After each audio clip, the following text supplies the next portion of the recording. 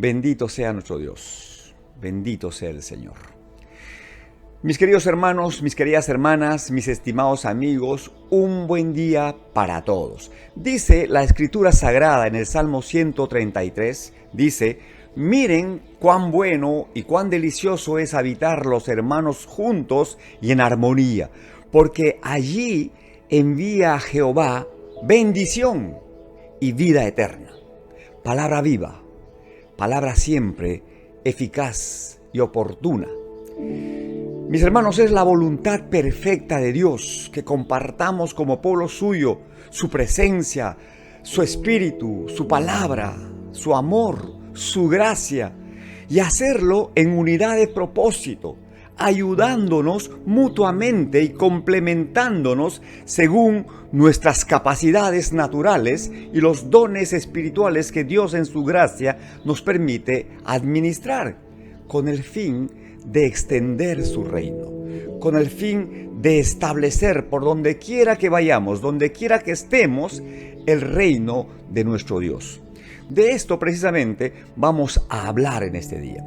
Así que continuamos con nuestro estudio del capítulo 12 de la carta del apóstol Pablo a los romanos. Hemos estudiado ya los primeros 15 versículos de este capítulo, que contiene la enseñanza práctica acerca de los deberes cristianos. Deberes que tienen que ver con nuestra relación con Dios en primer lugar, con la iglesia y con el mundo. En ese orden, como les decía la semana pasada, si nosotros tenemos una correcta relación con Dios, una estrecha comunión con nuestro Dios a través de una vida devocional permanente e intensa, entonces estaremos en condiciones de establecer relaciones de comunión fraternal con nuestros hermanos en la fe, ¿sí? Sirviéndonos y apoyándonos en la obra del Señor. Y si tenemos cubiertas estas dos áreas, es decir, de la comunión con Dios y la comunión fraternal, tenemos la suficiencia de lo alto, tenemos la autoridad espiritual y tenemos la capacidad dada por Dios a través de su palabra y su espíritu para proyectarnos al mundo como extensiones de la gracia, del amor, de la salvación y del poder de nuestro Dios. Entonces tenemos que cubrir estas tres áreas. Y solo para entrelazar las ideas que tratan sobre el tema que vamos a compartir hoy, veamos rápidamente los versículos anteriores. Versículo 14 dice: bendecid a los que os persiguen. Bendecid y no maldigáis. Versículo 15: gozaos con los que se gozan, llorad con los que lloran. Y el versículo 16 de este capítulo 12 de la carta de Pablo a los romanos dice: unánimes entre vosotros, no altivos, sino asociándoos con los humildes. No seáis sabios en vuestra propia opinión. A ver, para analizar este pasaje, mis hermanos, debemos partir de una verdad que yo considero es una verdad absoluta. ¿Cuál es? Todos los seres humanos somos diferentes. Repito, todos los seres humanos somos diferentes. Cada uno es un ser único en el universo. No existen dos personas iguales. Nadie tiene los mismos pensamientos, los mismos sentimientos o percepciones. Cada uno viene de realidades y contextos diferentes. Cada uno tiene su propia historia.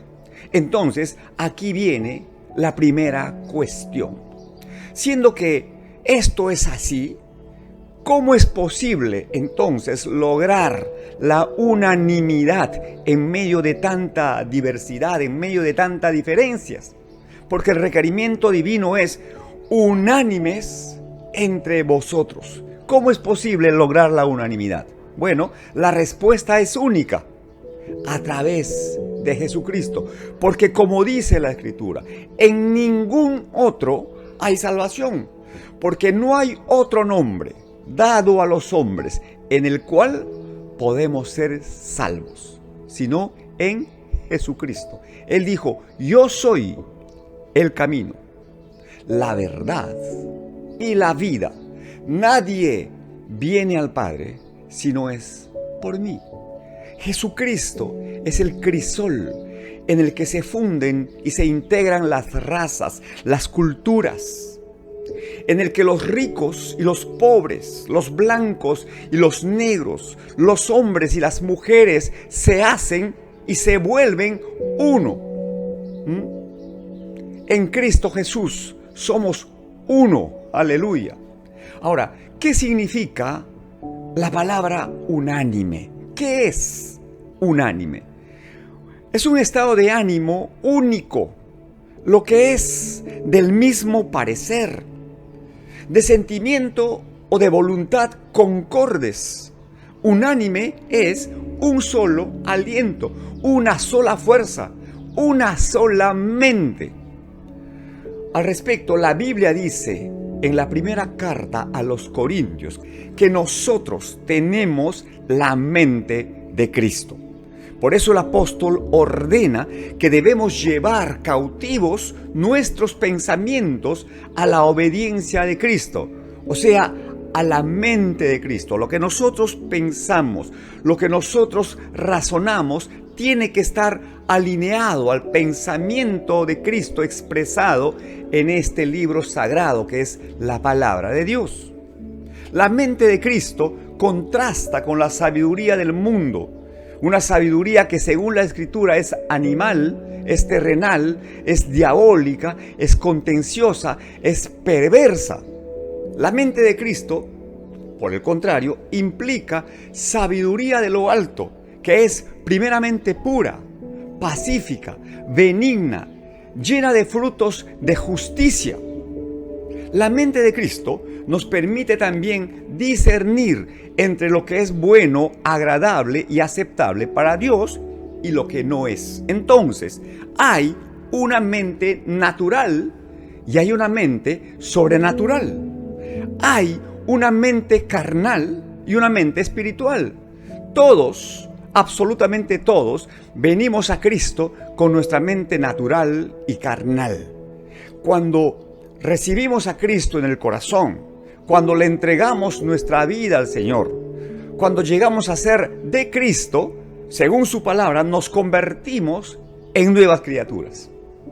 Las cosas viejas quedan terminadas y se apertura la posibilidad de una vida nueva, con mente renovada, entendiendo la voluntad perfecta del Señor y siendo contenedores y portadores de la sabiduría de Dios, de la mente de Cristo, del Espíritu de Dios, del poder de Dios, etc.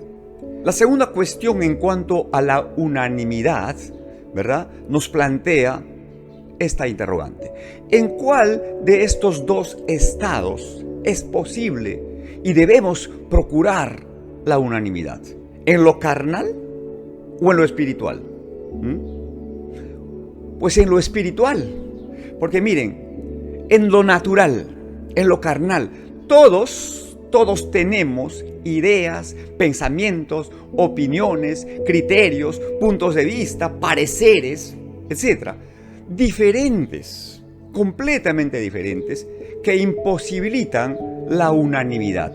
Pero en lo espiritual sí es posible mantener una sola línea de pensamiento. Nos asiste un mismo espíritu que enciende una misma lámpara, la lámpara de la palabra de Dios, del escrito está, que produce luz para alumbrarnos y dirigirnos por el camino correcto y que nos lleva a un mismo destino. Convenimos en lo mismo. ¿Por qué? Porque el mismo espíritu que nos asiste a todos produce en cada uno así el querer como el hacer. ¿Sí? El Espíritu de Dios siempre nos va a llevar al conocimiento de una sola verdad. El Espíritu de Dios nos hace saber en nuestro fuero interior cuál es la voluntad perfecta y agradable de nuestro Dios. Y eso nos debe llevar a limar nuestras asperezas, a superar nuestras diferencias. Y de esta manera procurar la unanimidad. Asimismo, esta palabra de Dios es nuestra única regla de fe y de conducta, que a su vez es infalible e inerrante. El apóstol Pedro escribió en su primera carta universal lo siguiente: tenemos también la palabra profética más segura, a la cual hacéis bien en estar atentos, como una antorcha que alumbra en lugar oscuro hasta que el día esclarezca y el lucero de la mañana salga en vuestros corazones. Y en la segunda carta del apóstol Pablo a Timoteo, capítulo 3, versículos 16 al 17, dice: Toda la escritura es inspirada por Dios y es útil para enseñar, para redarguir, para corregir, para instruir en justicia, a fin de que el hombre de Dios sea perfecto, enteramente preparado para toda buena obra. Nos dice también el apóstol: procura con diligencia presentarte a Dios aprobado, como obrero que no tiene de qué avergonzarse, que usa y que traza bien esta palabra de verdad. Mis hermanos, en lo personal, pensemos como el salmista David. El salmista David escribió en el Salmo 19: ¿quién podrá entender, sus propios errores? Líbrame, Señor, de los que me son ocultos. Preserva también a tu siervo de las soberbias, que no se enseñoreen de mí. Entonces seré íntegro y estaré libre de gran rebelión. Mis hermanos, esta sola palabra debe alumbrar nuestro entendimiento, nos debe marcar la pauta, debe ser la medida que debemos siempre tener en cuenta, la valla que debemos superar en nuestras relaciones interpersonales, en la interacción que tengamos con los demás, en todos los ámbitos de la vida. Seamos pues justos, equitativos, solidarios, seamos veraces, compasivos, misericordiosos. Que la palabra de Dios sea pues lámpara a nuestros pies y lumbrera a nuestro camino. Y eso hará posible la unanimidad y cerrará herméticamente las puertas de nuestro corazón a la altivez. Porque el versículo continúa diciendo, no altivos, porque dice unánimes entre vosotros, no altivos. Miren, la altivez es ese sentimiento de superioridad frente a los demás que provoca un trato distante o despreciativo hacia ellos. Es mirar a las personas desde una altura para enseñorearte, pensando que porque has logrado algo en la vida, que has alcanzado un cierto estatus social o económico, o en el caso de los miembros de la iglesia, porque tienen algún conocimiento de la Escritura Sagrada, o porque tienen algún cargo, algún puesto eclesiástico, o por cualquier otra razón, son superiores o mejores que los demás. Te recuerdo, mi hermano, que desde la Escritura Sagrada la valoración es completamente diferente. El apóstol Pablo escribió: nada hagáis por vanagloria o por contienda. Antes bien, con humildad, consideren a los demás como superiores a uno mismo. Y no miren cada uno por lo suyo propio, sino cada cual también por lo de los otros. Ahí está la referencia bíblica. Jesús, levantando la voz, le llamó la atención a sus discípulos y les dijo: aprendan de mí. Sí, aprendan de mí. Yo soy manso y soy humilde de corazón. Ustedes saben que los gobernantes de las naciones se enseñorean de ellas y los que son grandes ejercen sobre ellas potestad. Entre ustedes no será así, sino que el que quiera hacerse grande entre ustedes, pues tendrá que ser el servidor. Y el que quiera ser el primero entre ustedes, pues tendrá que ser el siervo de los demás, como el Hijo del Hombre, que no vino para ser servido, sino para servir y para dar su vida en rescate de muchos. Punto. Continúa el consejo de la palabra de Dios en este versículo 16. Primero dice, unánimes entre vosotros, no altivos, sino asociándoos con los humildes. Y esto, mis hermanos, nos tiene que llevar a revisar, a examinar la compañía que nos rodea, con quienes compartimos nuestro tiempo, nuestra vida, a quienes les abrimos nuestro corazón, con quienes nos asociamos, nos juntamos para hacer negocios, para hacer emprendimientos, entre otras cosas. Hermanos, cerciorémonos de que sean personas de fe, porque la Biblia dice, ¿podrán andar dos si no estuvieren de acuerdo? Por supuesto que no. Y este es un principio del reino, principio de la unidad y del acuerdo. Porque ¿qué compañerismo tiene pues la justicia con la injusticia? ¿Qué comunión hay entre la luz y las tinieblas? ¿O qué parte tiene el creyente con el incrédulo? Ninguna. Entonces, tienes que marcar tus distancias saludables. Y el Señor te dice, apártate de esta gente y más bien asóciate con gente humilde. Mi gente, dice el Señor, sensibles, hombres y mujeres de fe, prudentes, desprendidos, temerosos de Dios. Hay que asociarnos con gente que sume a nuestra vida, gente que nos ayude a crecer, no gente que nos traiga abajo o gente que nos aplaste, ¿ya? Y por último, el versículo que estamos estudiando concluye diciendo, no seáis sabios en vuestra propia opinión. El apóstol Santiago pregunta en su carta universal, ¿quién es sabio y entendido entre ustedes? Pues muestre por la buena conducta sus obras en sabia mansedumbre. Pero si tienen celos amargos y contención en sus corazones, no se jacten ni mientan contra la verdad, porque esa sabiduría que dicen saber no es sabiduría de lo alto, sino que es animal, es terrenal y es diabólica. Porque donde hay contención, allí hay perturbación y toda obra perversa.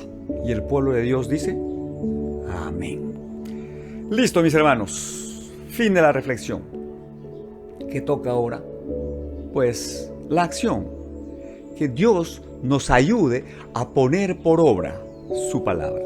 Nos despedimos, Dios mediante, hasta la próxima semana. Que la gracia, el favor, el amor y la misericordia de nuestro Dios se manifiesten en sus vidas y en sus familias. Y que el poder de lo alto, el poder de nuestro Dios, se perfeccione en nuestras debilidades. Les mando un abrazo fraterno de corazón a corazón, con mis mejores deseos de que Dios sea propicio a todas sus necesidades. Que estén bien. Adiós.